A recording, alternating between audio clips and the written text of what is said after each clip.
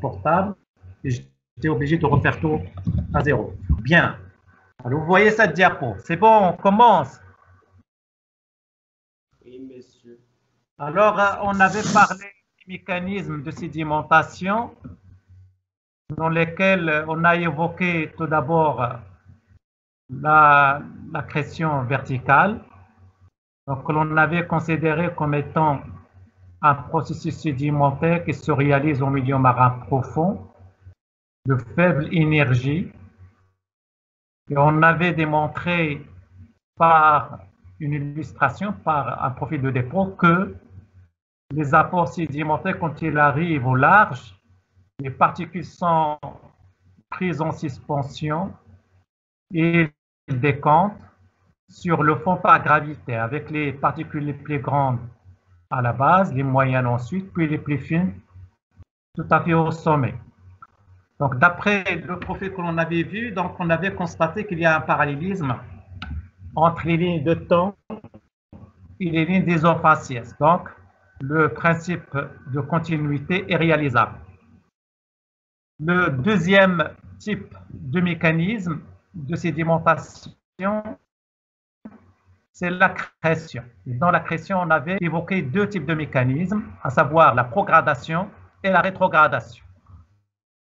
Alors, la progradation, donc vous avez ici, sur cette diapo, donc ici en jaune, ce que vous voyez en jaune, ce sont des faciès peu profonds, voire même littoraux, mais non marins, les faciès côtiers marins, et ce qui est en gris, ce sont des faciès marins profonds.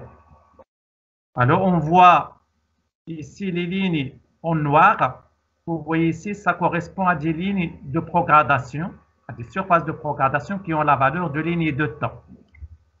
Et les surfaces que vous voyez ici en zigzag, ça correspond à des lignes d'isofaciès. Vous en avez deux, une ici et une deuxième ici.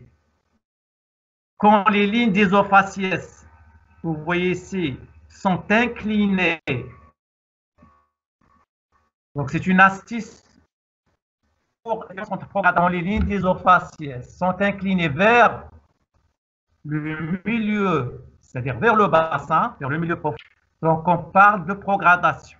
Quand les lignes d'isofaciès dans le deuxième schéma sont inclinées vers le continent, c'est-à-dire vers le rivage, comme vous le voyez ici avec sa flèche, ça veut dire que l'on a affaire à un processus sédimentaire du type rétrogradation.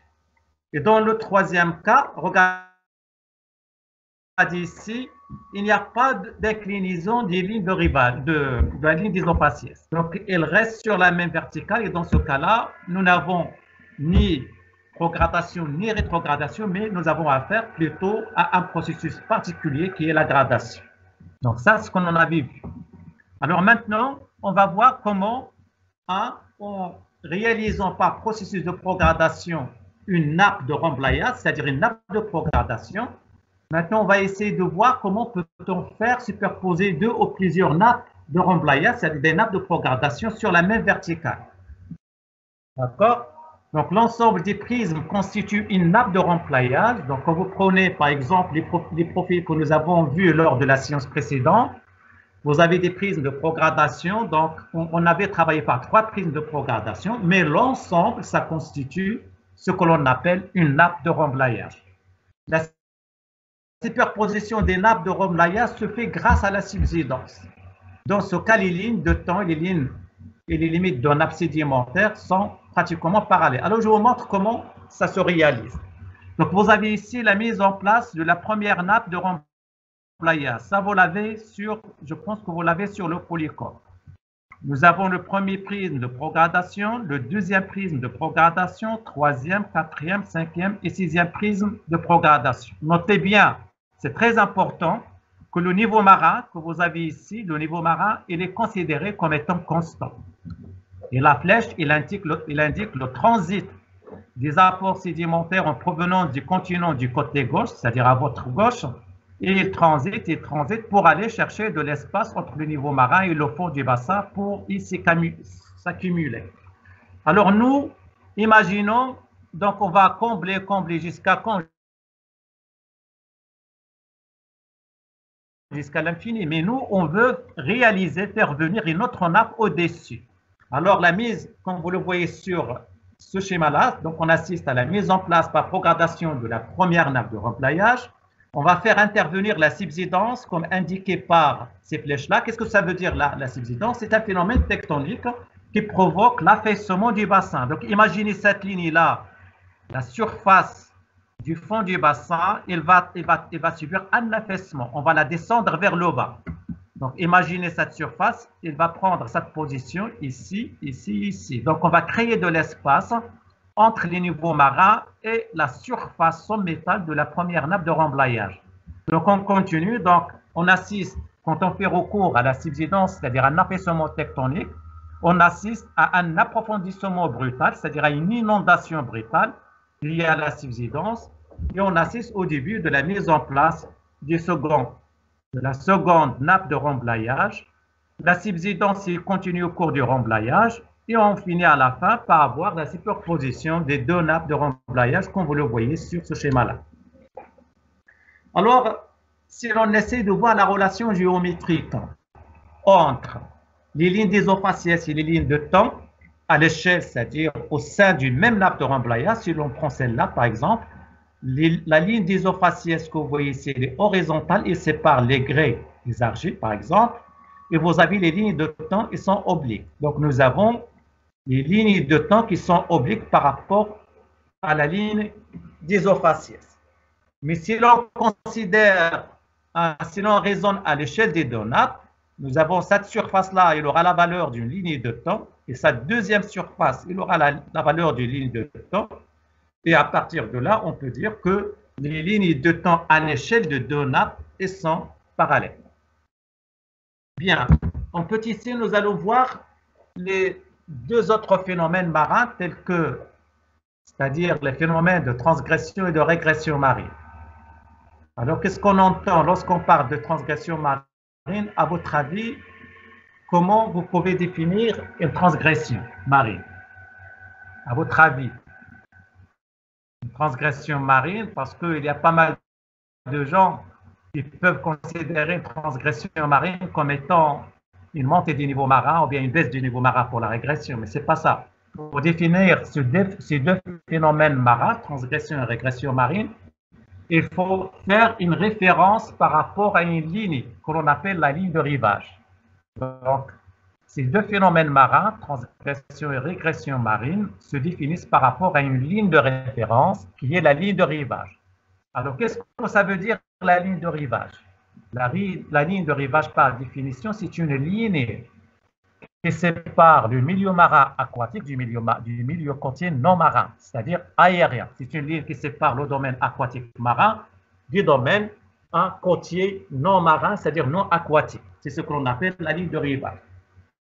Bien, si vous avez bien compris donc la définition de la ligne de rivage, donc on va l'utiliser, la définition de la transgression marine. Alors, une transgression marine correspond à la migration de la ligne de rivage du large vers le continent. Donc, imaginez la ligne qui sépare le domaine aquatique du domaine aérien. Cette ligne-là, quand il se déplace, quand il migre petit à petit depuis le milieu marin vers le continent, on parle de transgression marine. Donc, une transgression marine est définie comme étant une migration de la ligne de rivage vers le continent et par conséquent, des faciès littoraux qui lui sont associés. Quand la ligne de rivage migre du large, c'est-à-dire du milieu marin vers le continent, automatiquement, on assiste à une migration qui se fait de manière contemporaine des aires de dépôt littoraux. Donc, ils vont migrer eux aussi en direction du continent. Donc, on parle de phénomène de transgression. Donc, je répète, une transgression marine, par définition, correspond à une migration de la ligne de rivage du continent, du milieu marin, c'est-à-dire du large vers le continent, et par conséquent, les faciès littoraux qui lui sont associés. Qu'est-ce que ça veut dire une régression marine? Une régression marine, c'est l'opposé de la transgression marine. Une régression marine correspond à une migration, cette fois-ci de la ligne de rivage, du continent vers le large. C'est une migration de la ligne de rivage du continent vers le large et par conséquent des faciès littoraux qui lui sont associés. Donc, on parle d'une régression marine quand la ligne de rivage migre du continent vers le large. Donc, parallèlement à cette migration, on assiste à la migration des aires de dépôt littoraux. Donc, c'est pourquoi on dit que la régression, c'est une migration de la ligne de rivage du continent vers le large et par conséquent des faciès littoraux qui lui sont associés. Bien, donc on va voir un certain nombre, donc 2 exemples en utilisant des profils de dépôt. Alors regardez, donc, avant de passer au profil de dépôt, oui. Alors, vous lisez ces 2 définitions, vous les avez sur le texte. Alors, quand on fait définir ces 2 phénomènes marins par rapport à cette ligne de référence qui est la ligne de rivage, on se pose la question suivante. Quels sont les mécanismes ou encore les facteurs qui... Monsieur, la diapo est toujours fixée sur la page où il y a la progradation, rétrogradation et gradation. D'accord, j'ai bien compris, merci. Merci, parce que ça ne marche pas. Et maintenant, vous la voyez, non? Vous voyez la diapo suivante? Oui. Oui, sur la figure 36. Vous voyez cette figure 36? Est-ce que vous la voyez? D'accord. Oui, alors, donc, ces 2 phénomènes marins, donc on les a définis par rapport à cette ligne de référence qui est la ligne de rivage. Quand il migre vers le continent, on parle de transgression marine. Quand il avance du continent vers le large, vers le milieu marin, on parle de régression marine. Alors, l'une des questions qui saute aux yeux ou bien qui nous vient en tête, c'est que quels sont les mécanismes donc, qui provoquent la migration de la ligne de rivage, que ce soit vers le continent ou bien vers le large. Alors, les mécanismes, ils sont nombreux. Il y en a 3 ou 4 qu'on va voir sur cette figure 36. Alors, regardez là. Donc, ce que vous voyez ici avec cette ligne en gras, c'est le profil de dépôt. C'est la surface de dépôt. Et ce que vous voyez ici avec les 2 points, regardez, vous avez la légende ici. Le point noir, en noir, ça veut dire la ligne de rivage, la position de la ligne de rivage ancienne. Et ce qui est le point en blanc ici, c'est la nouvelle position de la ligne de rivage. D'accord? Alors regardez, la ligne de rivage, il est ici, c'est le point noir. L'ancienne ligne de rivage, il est ici. Le niveau marin, il était ici. Le niveau marin ancien, il était ici. Alors regardez, pour faire déplacer la ligne de rivage qui est ici vers le continent, autrement dit, pour réaliser un phénomène de transgression marine, on va faire appel à une montée du niveau marin. Donc le niveau marin initial, il était ici. On fait remonter le niveau marin jusqu'ici. Regardez, on projette. On projette sur cette surface de dépôt. Et on aura la position finale de la ligne de rivage lors de la montée au statique du niveau marin. D'accord? Est-ce que c'est clair? Donc, regardez, d'après ce schéma-là, on fait recours à une montée du niveau marin pour faire migrer la ligne de rivage depuis le milieu marin, ici littoral, vers le continent. Donc, on fait déplacer parallèlement avec ce déplacement-là, on va faire déplacer les aires de dépôt, c'est-à-dire les milieux de dépôt littoraux. Donc, à retenir, pour faire chasser la ligne de rivage du milieu marin vers le continent, on peut le réaliser en faisant recours à une montée du niveau marin. D'accord? Donc, la montée du niveau marin, toujours, il essaie toujours de faire migrer la ligne de rivage du large vers le continent. Est-ce que c'est clair? Bien. Alors, regardez, si l'on fait recours maintenant à une baisse du niveau marin. Donc, regardez là, donc je vais projeter, nous avons l'ancienne ligne de rivage, il est ici, c'est le point noir. Le niveau marin initial, il est ici, c'est l'équivalent de ça, il est ici. Donc, on va faire baisser le niveau marin Et regardez, la ligne de rivage va migrer du continent vers le large. La nouvelle position de notre ligne de rivage, après la baisse du niveau marin, il se trouve ici. Donc le rivage, il migre, c'est-à-dire la ligne de rivage, il migre du continent vers le large et on réalise un phénomène de régression marine. Bien, je reviens sur ce profil du côté gauche. Nous avons ici la première surface de dépôt, donc ici en gras, on va la mettre en pointillé. La surface initiale de dépôt initiale, c'est-à-dire la surface initiale de dépôt, il est ici, il est présenté en tireté. L'ancienne position, la position ancienne de la ligne de rivage, il se trouvait ici.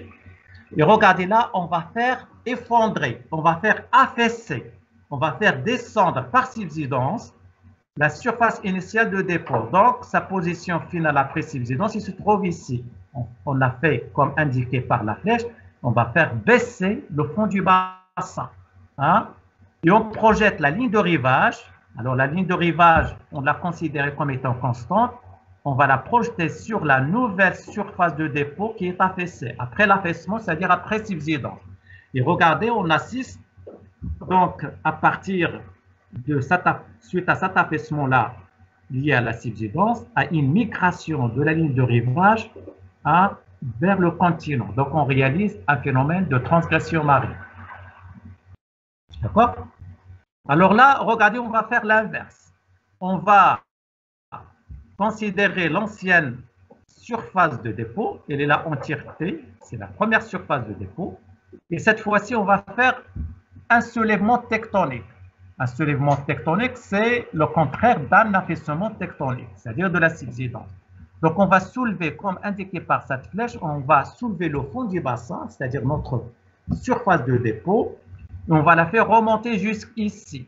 Donc, regardez, notre ancienne ligne de rivage, ici pas indiquée par le point noir, a migré depuis le continent vers le large. Donc, on réalise un phénomène de régression marine. Donc, le soulèvement tectonique conduit à une migration de la ligne de rivage du continent vers le large. Donc, il réalise un phénomène de régression marine. L'affaissement du fond du bassin, bien de la surface initiale de dépôt par subsidence, entraîne une migration de la ligne de rivage vers le continent. Donc, ça réalise un phénomène de transgression marine. Voyons maintenant le cinquième cas. Alors, dans ce cinquième cas, regardez, donc, on considère le niveau marin comme étant constant. Vous le voyez ici. Et on va faire recours à un apport sédimentaire qui est très important. Le continent est à notre gauche, donc il subit d'érosion, et le produit de l'érosion, il est transporté. Les sédiments seront transportés pour être accumulés au milieu marin, entre le niveau marin et notre surface initiale de dépôt. Et regardez là, avant l'arrivée des apports sédimentaires, notre ligne de rivage se trouvait ici. Et quand les sédiments comblaient l'espace entre le niveau marin et le fond du bassin, on assiste à une migration de la ligne de rivage du continent vers le large et ça donne naissance à un phénomène de régression marine. Donc, on va résumer tout ceci en deux phrases.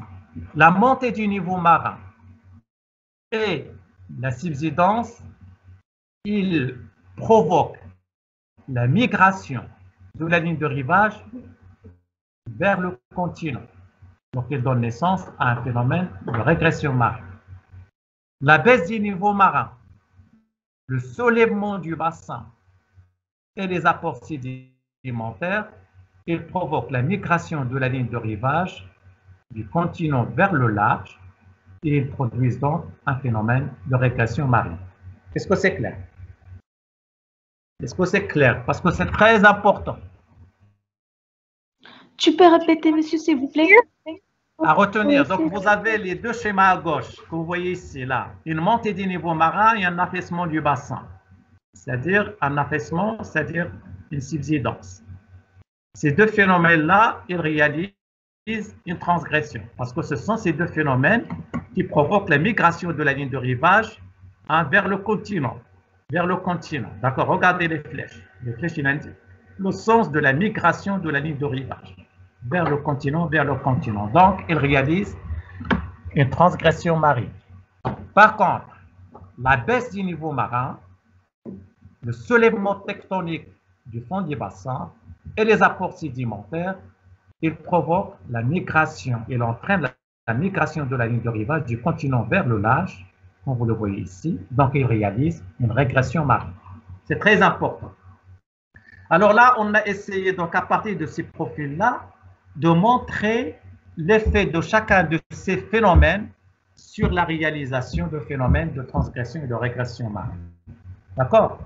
Alors nous, qu'est-ce qu'on va faire? Ça, ce sont des profils. Mais nous, on va faire jouer 1, 2, 3 phénomènes dans les milieux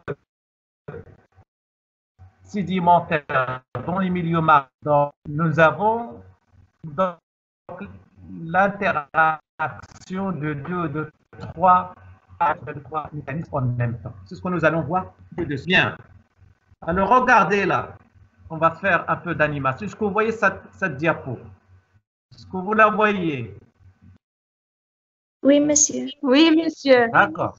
Alors, regardez. Alors là, on va essayer, regardez, d'illustrer par un profil de dépôt une transgression marine. Quand le niveau marin monte, c'est-à-dire pendant une élévation du niveau marin, et quand les apports sédimentaires sont actifs. Alors, regardez. Nous avons le milieu marin, il est ici, à gauche. Puis nous avons le continent, qui est le siège d'une érosion. Les apports sédimentaires en provenance du continent vont se déposer, regardez, sur cette aire de sédimentation-là par progradation.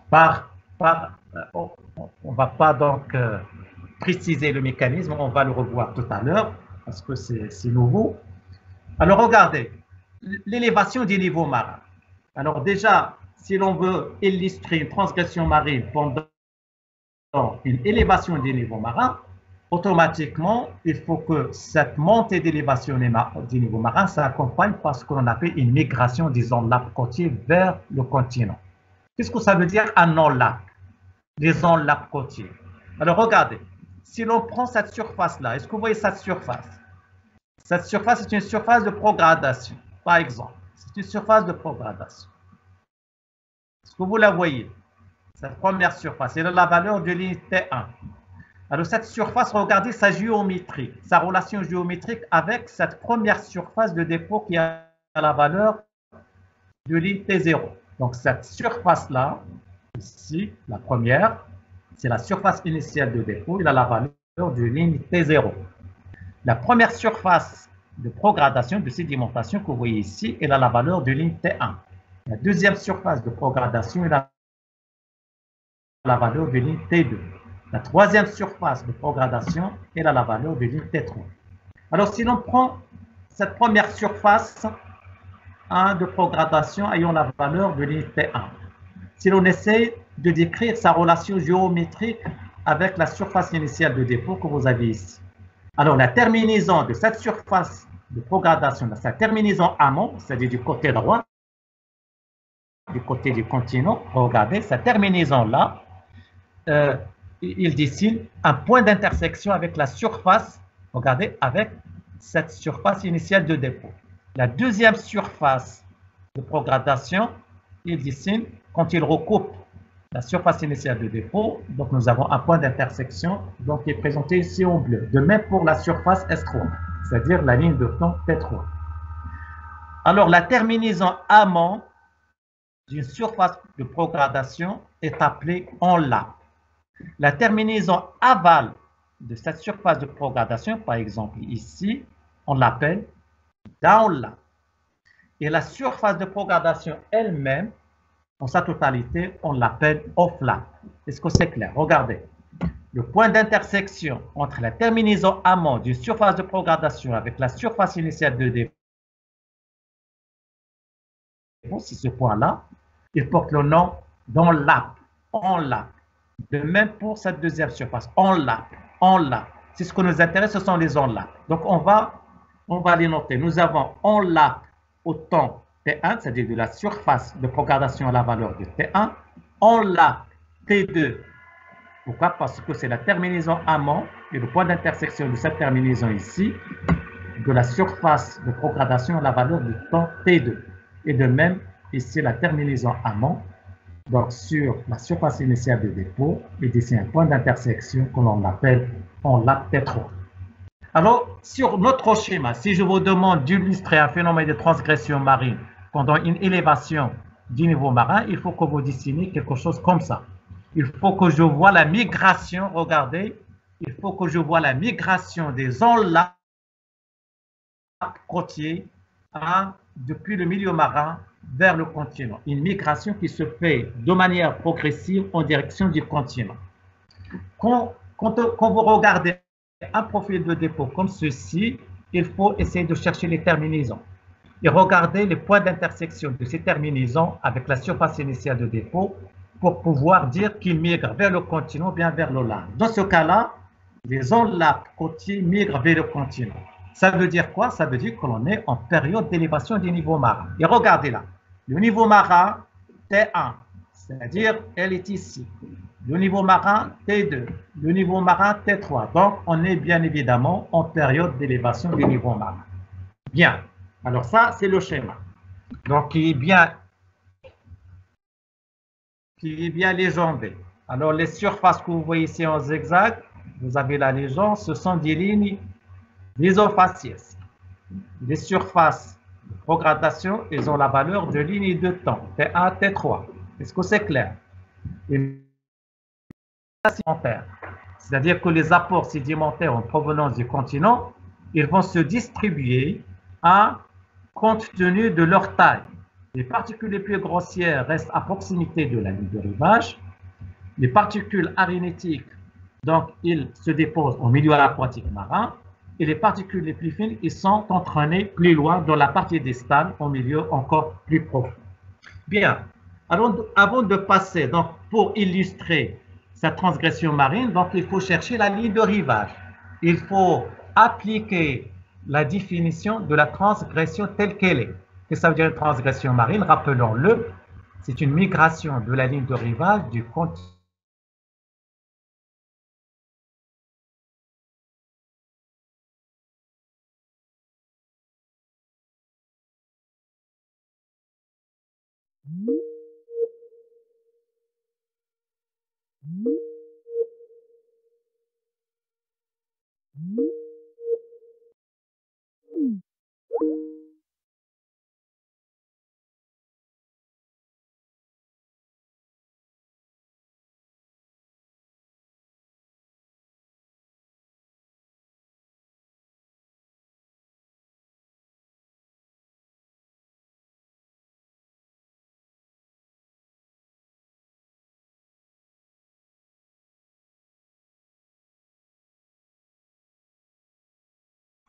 Les dépôts arénétiques, c'est-à-dire gréseux, que vous voyez ici, on les considère comme des dépôts côtiers marins. Donc, ce sont les premiers dépôts marins. Ce sont des dépôts marins côtiers et se déposent au milieu aquatique marin. Puis finalement, les particules les plus fines, c'est-à-dire les argiles, on les considère comme étant des dépôts franchement marins. Donc cette légende-là, elle est très capitale. Si vous faites un profil de dépôt comme ça sans légende, ça ne veut rien dire. Il n'aura pas de sens. Alors, à votre avis, où est-ce que l'on peut positionner la ligne de rivage? Sur cette légende, on la positionne entre quoi et quoi? Entre deux sédiments différents, entre les sédiments côtiers non marins et les sédiments côtiers marins, c'est-à-dire entre le conglomérat et les grès. Donc voilà la ligne de rivage, elle est dessinée ici en bleu, donc il faudrait la chercher sur ce profil de dépôt pour chacune des temps considérés, depuis T0, T1 jusqu'à T3. D'accord? Donc, nous avons la ligne de rivage R1. Regardez, au temps T1, ce point-là, il indique la position de la ligne de rivage au temps T1. Et comme vous pouvez le constater, c'est entre les conglomérats et les grecs. Sur la ligne d'isofaciès, C'est un point d'intersection, si vous voulez, entre la ligne d'isofaciès séparant les conglomérats des grès sur la première ligne de temps. Donc, nous avons la ligne de rivage R1, c'est-à-dire T1, à T1. Deuxième ligne de rivage, il faut la chercher sur la ligne de temps T2 au point d'intersection qu'elle fait avec cette ligne d'isofaciès. Donc, c'est la ligne de rivage au temps T2. Puis ensuite, la ligne de rivage RT3, c'est-à-dire, donc, il faudrait chercher au point d'intersection entre la ligne de temps T3 et la ligne d'isofaciès, que vous voyez ici, qui sépare les grès des conglomérats. Donc, regardez, comme vous pouvez le constater, au cours du temps, donc en allant du temps T0 au temps T3, on voit, d'après ce schéma-là, que la ligne de rivage, il migre depuis le milieu marin vers le continent. Donc, on assiste alors à une migration de la ligne de rivage qui se fait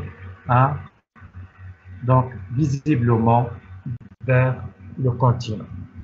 D'accord? Quand la ligne de rivage migre vers le continent, ça veut dire que l'on a affaire à une transgression marine. Est-ce que c'est clair? Donc, nous avons illustré par ce profil de dépôt une transgression marine pendant une élévation du niveau marin. Oui, mademoiselle. Monsieur, je n'ai pas compris de lien de rivage. Pardon? La position, comment peut-on faire pour chercher la ligne de rivage? La position de la ligne de rivage, c'est ça? Alors, d'une manière simplifiée, une ligne de rivage, c'est une ligne qui sépare le milieu aquatique marin du milieu continent marin. C'est-à-dire non marin, c'est-à-dire il est aérien ou subaérien. D'accord? Imaginez, nous avons un plan d'eau et à côté, nous avons une aire aérienne. Alors, la ligne de rivage, c'est la ligne qui sépare le plan d'eau marin du continent, ou bien des sédiments continents aquatiques, tout simplement. Regardez là, sur la légende, je l'ai positionné entre le conglomérat et les grès, parce qu'on considère les conglomérats, regardez, ce sont des dépôts continents marins. Ils sont à proximité de la ligne de rivage, mais ils ne sont pas inondés. Ils sont aériens ou subaériens, c'est-à-dire ils sont continentaux. Est-ce que c'est clair? Alors, sur le profil de dépôt, on va essayer de montrer comment ça migre la ligne de rivage au cours du temps, en allant de T0, par exemple, depuis cette surface-là, parce que T0, la ligne de rivage à T0, il se trouvait ici. D'accord? Et regardez, il migre. Comme vous le voyez, il migre vers le continent, donc nous avons un phénomène de transgression marine. Pardon. Donc, à retenir, une transgression marine, donc, pour illustrer une transgression marine pendant une élévation du niveau marin, il faut que vous dessiniez quelque chose comme ça. C'est-à-dire, il faut que vous dessiniez sur votre profil de dépôt la migration des enlappes côtières ici vers le continent pour illustrer la montée du niveau marin. Ensuite, il faut regarder les isofaciès, les lignes d'isofaciès que vous voyez ici. Est-ce que vous les voyez? Cette ligne d'isofaciès en zigzag et la deuxième ligne d'isofaciès en zigzag, ils sont inclinés vers le continent. Est-ce que c'est clair? Donc, on est en période d'approfondissement du milieu. Bien. Alors, regardez. Il y a une chose très importante à discuter. Combien de mécanismes ont participé, ont contribué à la réalisation de ce phénomène marin de cet exemple? Vous en avez combien? Nous avons les apports sédimentaires, puis nous avons la montée du niveau marin. Est-ce que c'est clair? Est-ce que vous m'entendez? Oui, monsieur. Oui, nous avons les deux phénomènes qui ont des effets antagonistes. Ils réalisent des effets opposés. Les apports sédimentaires, quand ils arrivent, quel est leur effet sur la ligne de rivage? Les apports sédimentaires, comme nous l'avons vu sur la figure précédente,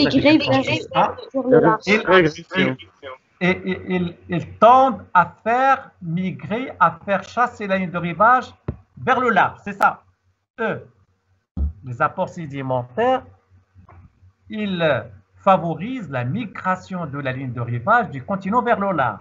C'est-à-dire que les apports sédimentaires, eux, ils essaient